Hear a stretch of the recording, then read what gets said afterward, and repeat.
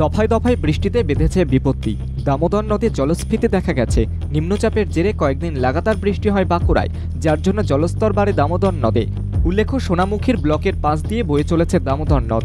সেই দামোদর নদীর জল বাড়ায় রুন্ডিয়া জলাধারের বাঁধের ওপর দিয়ে বইতে থাকে জল। ডুবে যায় খেওয়া ঘাটের অস্থায়ী রাস্তা, যার জন্য রন্ডিয়া ড্যামের নিচ দিয়ে নৌকা চলাচল করে। জলাধারের ওপর দিয়ে জল বইতে থাকায় স্থানীয় মানুষেরা বিড়ম্বনায় পড়েছে। তাই অনেকেই বলছেন, স্থানীয় ব্রিজ নির্মাণ করা গেলে এই আপৎকালীন পরিস্থিতি সামাল দেওয়া যেতে পারে। তাহলে আর সোনামুখীর মানুষকে সমস্যার মুখে পড়তে হবে না। অনেকটাই পড়তে হচ্ছে, তার কারণ হচ্ছে দামোদরের যেখানে নৌকা খাওয়াঘাট হতো, তো সেইখানে আপাতত খাওয়া নেই।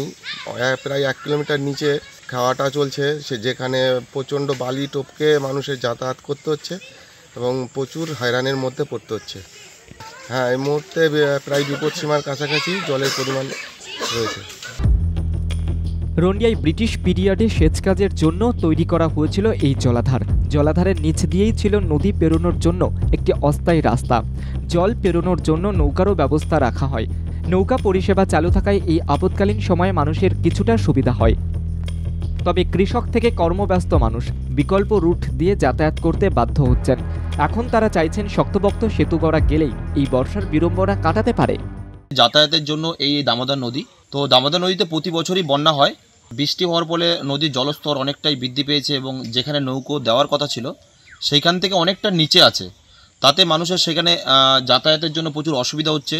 কেননা এইখানে এইখানে টোটালটাই এখানে যে সমস্ত মানুষের সবাই একদম কৃষিকাজের উপরই ভিত্তি করে বেঁচে আছে। কেননা যে সমস্ত চাষিরা বর্ধমান কিংবা রন্ডিয়ার ওইদিকে যারা মাল নিয়ে যায়, তাদের প্রচুর কষ্ট হচ্ছে। অনেকে আবার এই সুযোগে মাছ শিকারের নেশাতেও মেতে উঠেছেন। তারা নদীর মাছ ধরে মোটা টাকা আয়ের উপায় করে নিচ্ছেন।